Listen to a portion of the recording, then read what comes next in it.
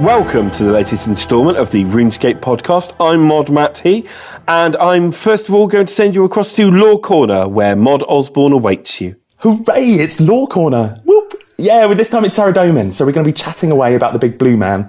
On the sofa I have... Mod Stu. Mod Raven. And Mod Rowley. And I'm Mod Osborne. So where should we start? So Saradomin has been possibly around the longest in terms of the god letters and what he looks like. So maybe the blue skin. Yeah, the blue skin has come in relatively recently. I think that was... Wow, that would be Ritual of the Madrat? When we first saw Saradomin in that form?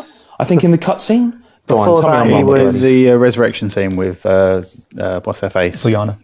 Yeah. And in a weird way, I think that kind of helped filter into what it was meant to be a god. Because beforehand, when narrative design really kicked off here, we didn't really know how a god became a god. That wasn't really kind of noted down. And when Saradomin kind of appeared in Ritual of the Madrat as this kind of almost extrapolated human, blue, bigger, more powerful, it kind of led us to think maybe he was originally immortal.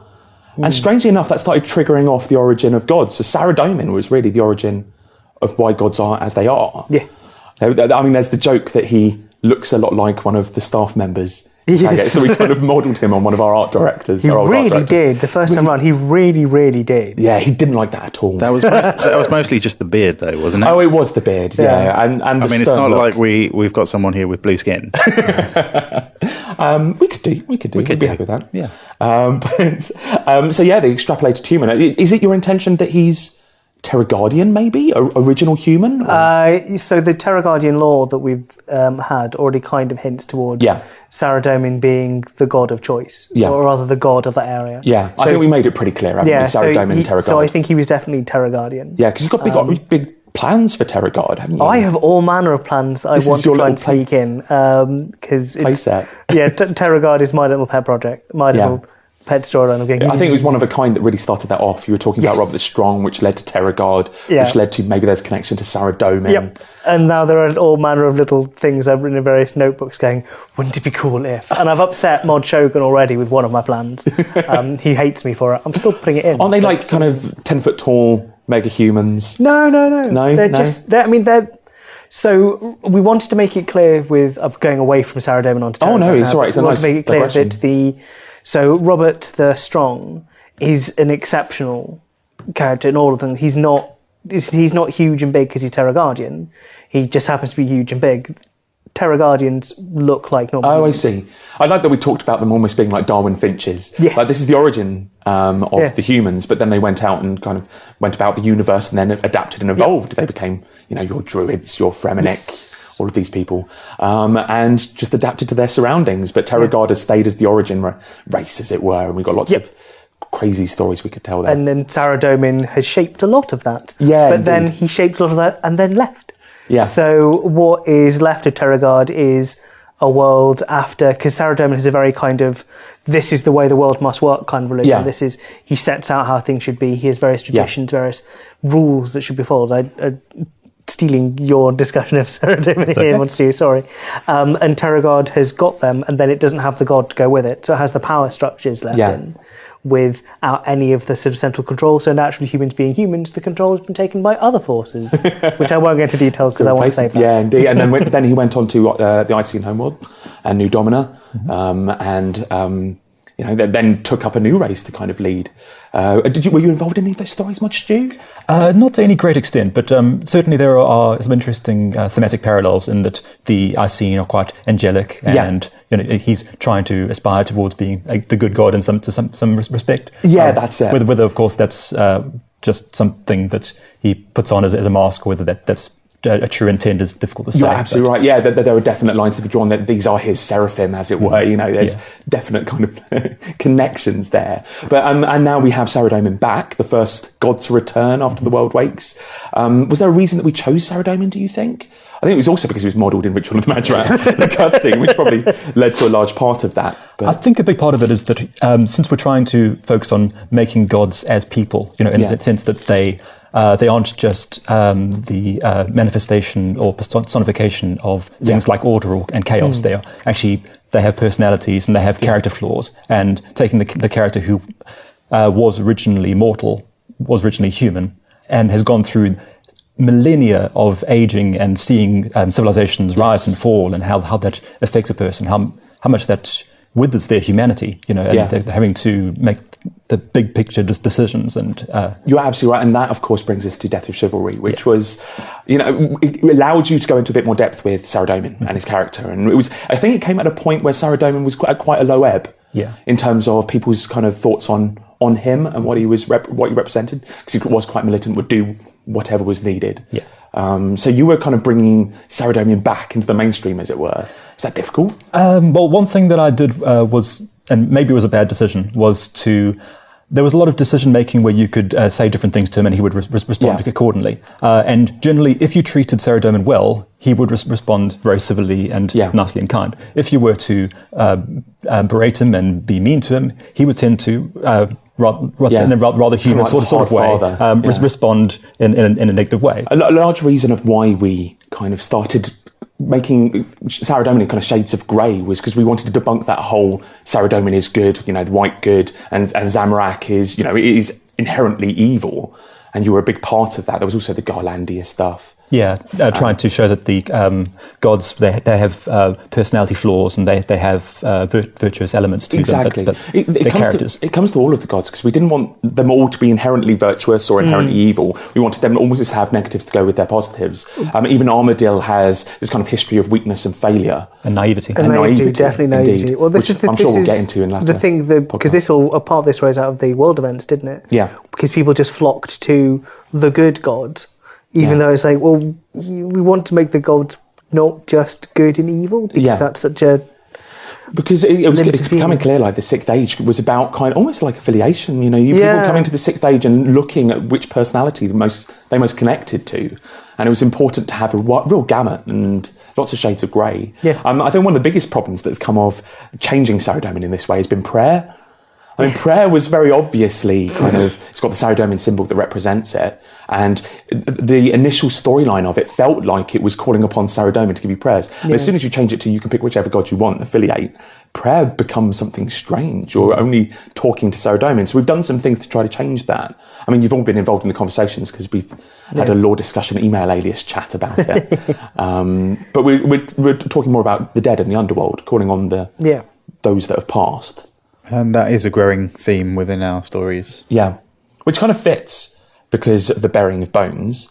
And in terms of the upcoming stories, we've got Nomad. Plus the whole connection, the cycle of anima and magic and things like this that we've been establishing over the last few years. So we're bringing it into a kind of more natural cycle rather than a kind of artificial cycle. So a god who has stepped in and is delivering this power. Yeah, absolutely. So what do you think is going to happen with Saradomin in the future? What is the path of Saradomin? I know you'd love to do a Death of Chivalry too. Yes, what I'm hoping to do with that is to go into more of the backstory of Saradomin, because a crucial thing about the character is that he has lived for such a very, very long period of time, quite in contrast to Zamorak, who's a newly ascended god, and we know most we know most everything about him as a result. We have a good understanding of his backstory and his flaws and his origins, while with Saradomin, we've got a few points along his very, very long history line. A lot of them are quite negative, things like the Garlandia incident, for which he hasn't had a response to that yet. And there's a lot of opportunities to show his virtues that we haven't had an opportunity to do yet. And just quickly on Death of Chivalry, it wasn't always the case that we were going to do a balanced version of Saradomin. It kind of changed over the course of the quest. Yeah, we went back and forth on that a bit. And initially, in our first draft of the quest, we were trying to show the dark side of Saradomin, given that he'd been known as the god of light and the god of goodness that prevails everything. And that's it, nice unicorns and rainbows. So we were originally going to look at his dark side. And the cutscene at the end where he resurrects Sir Owen has quite a lot of the visual elements of that note. It's still showing him as being quite distant and manipulative. Because there were quite a few cutscenes in the quest, weren't there? So it was a case of we had to start some of the cutscenes earlier, and that probably came at the point of the quest where we were more edging towards the darker side of Saradomin. Yeah, so we commissioned those cutscenes, and we kind of had to make the revised plot line that was a lot more balanced incorporate that. Yeah. And unfortunately, that's largely why he throws this rather immature histrionic temper tantrum beforehand to try and justify going into that cutscene and being quite out of character and motivated by his rage. But then that also helps to show that personality flaw of his, that he is very arrogant. It's always been consistent. Yeah. And I imagine that it's something you'd want to do in Death of Chivalry too. I mean, I know you've been a big proponent of doing the continuation of Saradomin's storyline. Yeah, definitely. Where it comes to his past history with the Centaurs and seeking a point of redemption with them for past mistakes, something that I definitely want to bring forward. Marvellous. And he's very much a big player in the Siska's endgame. He would want to be a part of that endgame. So I think you'll probably see how he filters in. Got plans for that. This huge matrix of choices and plugins for the Siska's endgame that the Dukes will have to deal with. Yeah. But you're looking forward to it, aren't you? I am. Some of the rest of the team are looking at me with hatred because it was me that kind of said, "Oh, I want this. I really want this." Each of the team got to choose, really, didn't they? Yeah. So what they wanted. So some of them hate me with a passion now, but it's fine. It's fine. Yeah. It's good. Yeah, absolutely. All right. So that's it. That's Saradomin. And we have to go to Zamorak next. So do tune in next time round because we will be talking about Zamorak.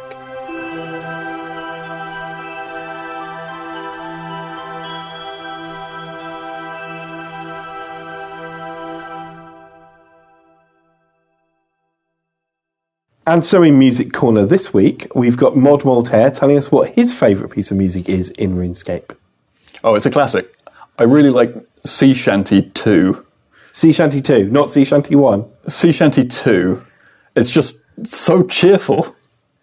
We're going to listen to it now then. Excellent.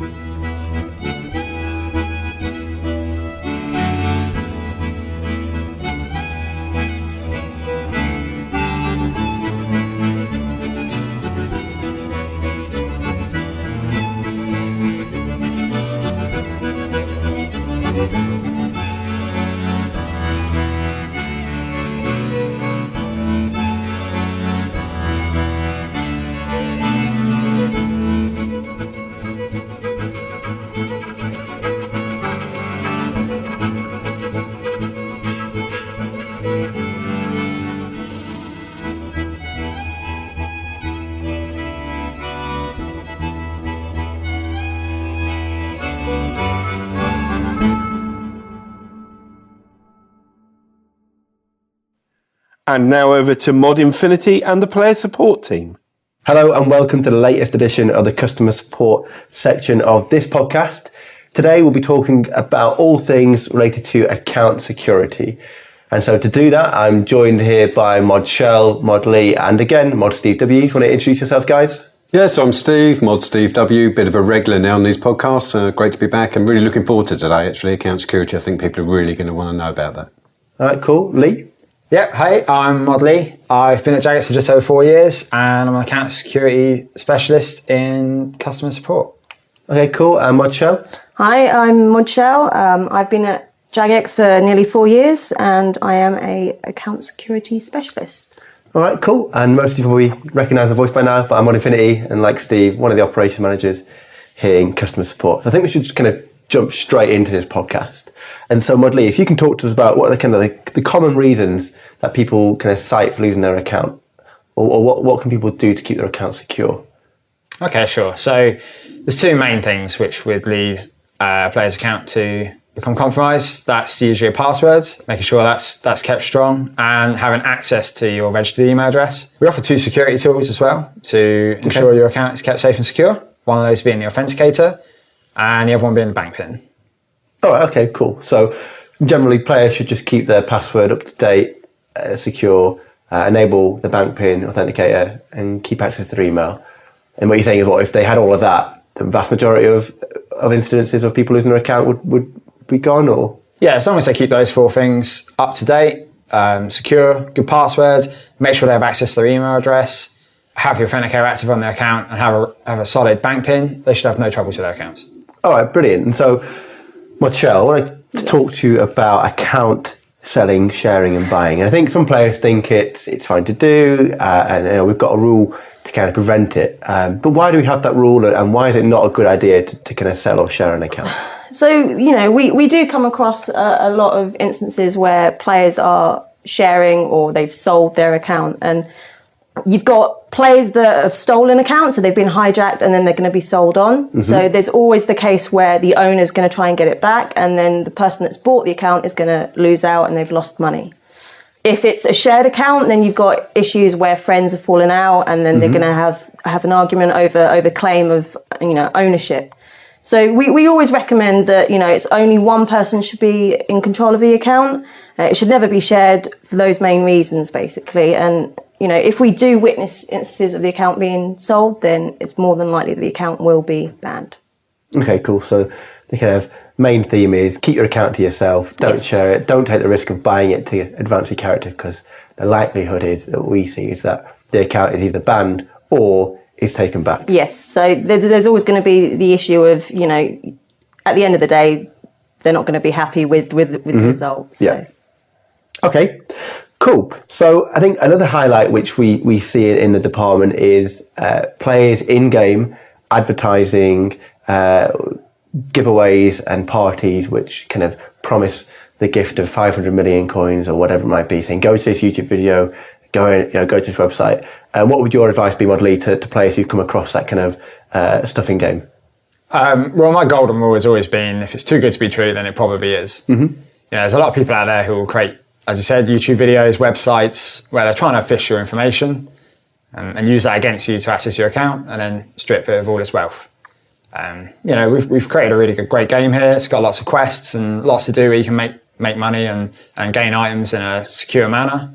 If you come across these kind of videos and websites, you should just ignore them and, get on and play the game with your friends, the people you actually trust. Okay, cool. So what would your top tips be for how to detect and spot these things? What are the kind of telltale signs that if I check this video out, it's asking me to go to a website to log in, it's asking me to post on forums, should you be looking out for a special link? What's kind of the general theme there? Yeah, definitely. The biggest one is they'll get you to go to a link that they've provided. If they're providing you with some sort of strange link that you don't recognise, and even if it does appear and has RuneScape in the link, don't always trust that that's going to take you to the official website. I say if you ever have a problem with your account of any kind, or you've been promised an offer that you can't refuse, i.e. PMod, I would always type in runescape.com on your own, log into your account from there and check your inbox messages for things like PMod or post in the forums from there. Okay. All right, I think also it's like a bit of common sense. If you think about it, we all know making money in RuneScape, it takes a while. And, why would a complete stranger offer to give you a sum like 500 million GP just for doing something? That's not going to be true. There's something dodgy about that. Yeah. And when you get to the point where they're saying, look, you need to sign into this website with your RuneScape account, that's when the alarm bells should go off and you think, no, actually, what could this possibly be if this was genuine? It's just not a thing that would happen. Mm-hmm. And if you wanted to give huge amounts of money away, there's facilities in the game to do it. You can go to the party room. We've got, free trade. You could just hand this stuff over. There's no need to send someone through a complicated path where they need to sign into a website. So if that's what they're asking, then it's not good. They're trying to fish your account. They're taking your account details. And so if a player stumbles across one of these websites, we want to know about it, right? And so how can they let us know? Yeah, I mean, that can be reported to us in game. So it's just, send a report into us and we'll deal with that. I know that players get frustrated when they see, particularly if they're auto-typing these sort of phishing websites, and players get frustrated with the account that's doing that. The thing to bear in mind, it might not occur to most people actually, is that account that's doing that has already been phished. Yeah, that's a genuine player that's probably already been phished, and the people behind the phishing scam are now using that account to advertise the phishing link to other players. So try not to get too frustrated with the account that's actually doing it in the game. That's actually a victim. That's a player like yourself that's actually fallen foul of one of these phishing scams. Report it to us. That enables us to do a number of things. Firstly, we can look at the phishing link, see if there's something that we can do with that to protect players for the future. But also we can get that account that's already been phished and hijacked, we can get that back to the owner as quickly as possible. And, we do that. One of the ways we do that is by it being reported to us. It kind of puts it on our radar. We give that a bit of priority and help that player get back on the account. And to add to that, if you found a link outside of the game, so you've received an email or you see a link in a YouTube video, you can always pop us an email at reportphishing@jagex.com. We don't typically respond to emails from this mailbox, but you can rest assured that we do check every single link, and where we can, we will take the websites or YouTube videos down to ensure no one else falls for this. We also have a great support page on our knowledge base where you can go and check out information on how to identify phishing websites, phishing YouTube videos, and where to contact us. Okay, brilliant. And just to be really, really clear, we're talking about phishing in the term, in the sense that it's PH-ishing, not phishing by a lake with a fishing rod. No, yeah. We're all for people getting 99 fishing. Yeah. As long as it's related to the in-game skill related to catching fish. Yeah. And not account hijacking. Yeah, thanks, Steve. Okay, so it kind of leads on nicely to stay in game and talk about, I'm sure a lot of listeners will have received a message from JagCorp17 or an account similar to that saying, look, I noticed you're really mature and you're a great player. I want to offer you PMod status. Steve, I know you've been doing some kind of targeted work on this side of things. What can you share about it? Yeah, I know it's something that's really frustrating for people. I mean, I play RuneScape myself, and it's something that I've noticed for a while. And, you get these private messages from accounts, and they typically have names like Jag Limited or Employer. They're basically named the account to give the impression that they work for Jagex, and they'll engage players in conversation, usually in private chat, and the pretense is that they work for Jagex. They can make you a player moderator, or they can unban an account, or do something like that, something that only Jagex staff would be able to do. And again, it's just another attempt at phishing. What they will do is lead you to a website somewhere where you have to sign in on the pretense that this is how you become a moderator, or this is how you get an offence taken off of your account, something like that. And then that's a phishing website that will steal your account details, and then you've lost your account. So I've done quite a bit of work actually in terms of trying to see what the commonalities are between these accounts, and don't want to go into too much detail, but we've been able to identify that there are things that are consistent between these type of accounts that do these phishing. We've been able to build heuristics then that actually identify this type of behaviour in the game. We can actually deal with it before these people are able to engage people in conversations and start the phishing. So that's a piece of ongoing work. It's continually being developed, but I think it's been quite successful. People hopefully won't have seen these, particularly the Jag Limited accounts. You won't have seen those in game now. But what I would say is, look, they use all sorts of scripts to say that, you're a valuable player. We want to make you a player moderator and things like that. They say things like the system that shows the gold crown next to our name is not working and things like that. I mean, that's completely untrue. There's 100% safety check against this stuff. If there's a gold crown showing in the chat window, then you're talking to a Jagex moderator. If there's not a gold crown there, you are absolutely not talking to someone from Jagex. That system that displays the crown has never broken. We've been around for 15 years. It's always there. Yep. If it's not there, absolutely report the person, ignore them. They don't work for Jagex. They're lying to you, and what they want you to do is go to their website and they want to steal your account. Okay, yeah, a lot of useful information there, Steve. Now, I remember when I first joined Jagex, I think you told me about a story where you received a message from one of these phishing accounts who claimed to be Mod Steve W? Yeah. I mean, there's two funny stories here, actually. So the first one is, this is on my personal account, and I received one of these private messages from a staff impersonating phishing account, and he was pretending to be me, as in pretending to be Mod Steve W, And of course, he didn't know that I am Mod Steve W because I was on my personal account. So that was quite funny. Talk about, you couldn't plan that. You probably had more chance of winning the lottery than that to happen. The other funny thing that happened like that was I got messaged by one of these guys who was obviously trying to find a really typically English name because he wanted to sound like he worked for Jagex, and he'd obviously done a bit of a Google search for a typical English name, and he called himself Sir John Lewis, and I found that quite funny because John Lewis is a large department store in the UK, and everyone that lives in the UK is not called Sir, so it just, that just made me smile really that they thought that was a plausible, typically English name to use. Okay, cool. Thanks for the story, Steve. So we kind of talked at a broader level about the different activities which you need to be aware of, and in a general sense how you can keep your account secure, and then kind of focus a bit on making sure you don't sell your account or try and buy an account which is not up for sale.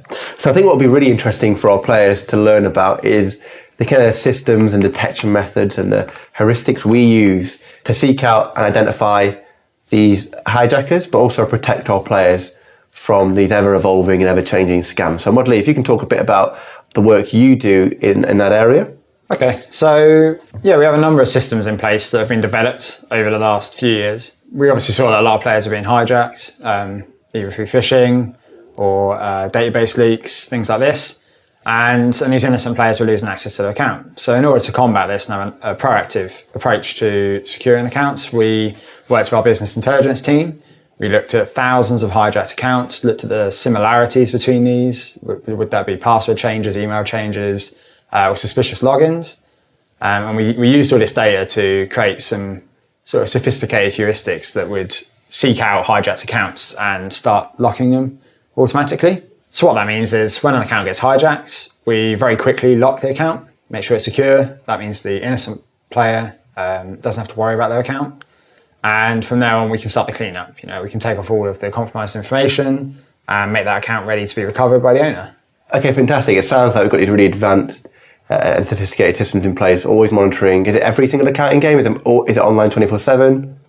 The heuristics are running 24/7, so they're always seeking out hijacked accounts. I'd like to say, we're hitting most of the hijacked accounts out there, but we're always improving the systems, working very closely, like I say, with business intelligence to make sure we're using all the data available to make the systems as good as they can be. Okay, sounds good. I think it's important to note, though, that whilst we have these kind of supercharged systems which are running 24/7, it's not really an excuse or a reason for players to be lax about their account security. They should always be kind of working hard to make sure their account is as secure as it can be. I think we're doing a number of initiatives on our side to make sure players are aware of all the different tools available to them. Modshell, I don't know if you can talk briefly about kind of some of the initiatives we've run in the past and what we're running now. Yep, so we ran a few initiatives which included in-game pop-ups to help players when they log into game with their account security, such as setting a bank PIN, making sure that their email address was up to date and they had access to it. We found that this was very successful, and we've now ended that, and we've now moved on to emailing players directly to help with and assist with their account security. Okay, cool. So I think a lot of players listening may have received a pop-up in game recently. Yeah. Kind of encouraging them to, as you say, set up a bank PIN, change their password if it's out of date. And as you say, now we're focusing on kind of emailing out to those users who still haven't taken up that advice. And I guess the goal for us is to make sure that every player in RuneScape is taking advantage of all these free and easy to set up tools we have on offer. So it sounds like we're doing a whole host of things at the moment to help keep players' accounts secure. And Modshell, I don't think this is it. I think there's more we can do and we are doing. I don't know if you can touch about what the future looks like for account security? Yeah, I mean, there's a lot more that, we can do and players themselves can do. And, we're always updating our security features. And I strongly recommend that players check out our knowledge base, our newly updated knowledge base. There's loads of articles there and, especially with things like the Authenticator and bank PIN. And we're always updating that. So always recommend checking that out. Okay, cool. So I think there might be some things that our listeners aren't aware of, or be useful for them to know. So kind of like a did you know section for those listening. So Shell, I don't know if you can kick us off with something which they might not know. So the Authenticator, I think many players think that the Authenticator is only available on mobile. We do, however, process that players can in fact set up the Authenticator using USB. So I strongly recommend checking out the knowledge base. There's an article there that tells you how to set it up and what you need to do. as well as you can also set the authenticator to cover your bank. You can do that. You can do that in game. Just go up to the banker, and there's some settings in there which will allow you to cover your bank with the authenticator. All right, cool. Thanks, Modley. Whenever we send you an email, all the links in that email will only ever direct you to runescape.com or jagex.com. All right, cool. Top tip. And Steve? Yeah, so from me, I'll talk about account recovery, and it's much easier now to actually get your account back if you find that you have been hijacked. So if you just go to our new support centre, and there you'll find information on making sure that your computer is secure and clean. There's great advice on that. Once you've done that, you can then just go to the recovery process, type the name in that you log into your account. We'll give you a hint of the email that's set to the account. If a hijacker has set the email, then obviously you won't recognise that email. You'll be able to hit a button that says you don't recognise the email, and then you go straight through to a web form where you can give us the email you want set to the account and then submit that to us so we can get the account back to you just as quickly as we can. Okay, fantastic. I think for me, it would be that if we ever invite a player to become a player moderator or a moderator of any sort, then it would always be done by the official RuneScape account message centre, never via email, and never in-game. Okay, Steve, so let's go back to your top tip about account recovery. It sounds quite interesting, actually. And do you have any information about how many we receive every month or how long it takes us to deal with it? I think players would like to know, is it an automatic system? Are there members of staff working 24/7 looking at these appeals? How does it work? Yes, I mean, we know that it's one of the most frustrating things that can happen to a player is if you lose your account to a hijacker. So, we give quite high priority to those recovery requests coming in. We're looking at them 24/7. So, it's not just in the UK office hours. We're processing those all the time. We try to do them within a few hours or as quickly as we can. We get a lot of them. We get about 18,000 a month, but we give them a high priority 24/7, and the fundamental thing is we want to get that person back in game as quickly and easily as possible, and by a player going through the account recovery process, that's the very best way to do it. Okay, Steve, so it sounds like we're helping a lot of people all of the time, and so if a player has to fill out one of these forms, it'd be great to get kind of what your best advice would be, starting off with you, Modshell. So if someone's filling out this form, what would your best advice be? Earliest password as possible. Okay. The earliest password is the best. Send us the earliest Not the password, recent one, earliest password. Earliest password, okay. Modley? I think payment information is quite important. So you want to look, again, earliest information you can give us, find some of those old transaction IDs, contact information like who paid, and All right, okay. Steve? I'd say submit the form to us from the computer that you normally use to play that account and from using your normal internet service provider. So maybe if you play occasionally at school but you normally play at home, when you submit that form to us, do it from home, because that will just give us some links to show that you've got that sort of dominance throughout the account and we can see that you're closely linked to the account. Okay, my advice would be when filling out the form, at the end you have a free text box. Now, the advice is that you use this space wisely and give us information which is relevant to the account creation. So we're looking for things like where the account was created, when it was created, and if you've ever moved, where did you move from and where have you moved to, and when that occurred as well. What we see a lot in appeals is people providing us their strength level or their attack level. They also give us a list of friends they have on their account, and that information isn't useful for them in determining whether an account is owned by this person coming in. It's kind of the account creation information we're really looking for in that box. So use it wisely and kind of give us as much information as you can in there relating to that. All right, so I'm just thinking now, as a listener, I've just heard about how to fill out a form. And Modshell, you mentioned passwords, and I think people could be a little bit concerned if they're submitting passwords into a form. Can we read them? Is that something we see? No, so when players fill out the account recovery form, it's always important that players fill out and put their passwords in a designated area. Okay. When they do this and it comes through to us, we are not able to see the passwords at all. It just lets us know whether there's a match to the account or not. All right, okay, cool. I guess it kind of links back to the advice we give, is that we'll never ever ask for your password. If we're asking for it in a form, it's on the official RuneScape website, and even then we can't see it. It's just giving us that link and that tick box to say, yes, this was used on the account.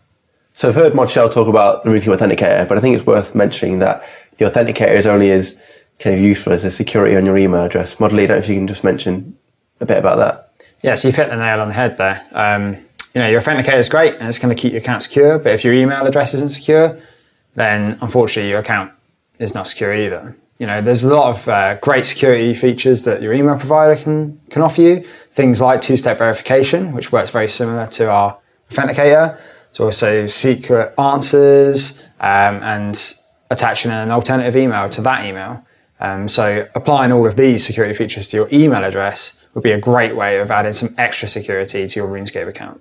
All right, cool. I think just kind of round off the whole discussion here is that, account security is important for a whole number of reasons, but I think kind of for players that, one of the most important things is their hard-earned items and hard-earned wealth. And so account security is, really important to protect that. And I think a point I'd want to make is that, we have players contacted us saying they've lost their items because they've been hijacked or because they fell victim to a phishing scam. And at the moment, we don't return lost items. I think it's kind of, necessary we kind of make that point. The reasons for that are quite lengthy. We have a whole article on our support center which goes into detail about why I can't return those items. And players don't need to worry about losing their items at all if they take kind of sensible precautions, which we've talked about in this podcast. So that's making sure that the password's secure. They have a really safe and secure email. They've enabled the Authenticator. They've got the bank pin. They're on the lookout for phishing scams. They're reporting things to Jagex. And I think if they do that, then on the whole, as the vast majority of players do, they'll enjoy a really secure gaming experience. Yeah, and I'd sort of say to people listening to this podcast now, take a moment, think about your RuneScape account, or your main account if you've got a number of accounts, the one you really care about. Think about that account. Think about how long, the time you've put into it, how you'd feel if you lost things from that account. And if you don't have a secure email on that account, or the Authenticator, or a password that's not great, or a bank pin, why is that? Think of the impact it would have on you if something happened to that account, and then just ask yourself why you're not taking a few moments to enable some of those security things. And they're not an inconvenience, they're going to save you a lot of heartache down the line. So just have a think about that for a moment is my main takeaway message I'd like people to think about. All right, thanks, Steve. This is a discussion with the community, right? So if you have any security tips yourself, feel free to tweet them at Jagex Support. We'd love to see them. We'll retweet them and get involved in this discussion too. I think that's a great point to end on those, Steve. And so from me, want to finish, that's bye. And from the rest of the team, Bye. Bye. Thanks for listening. We really value your feedback. So if you want to tell us what you think of the podcast on the forums or on Twitter or on Reddit, we'd love to hear from you and hope to be speaking to you again soon. Bye.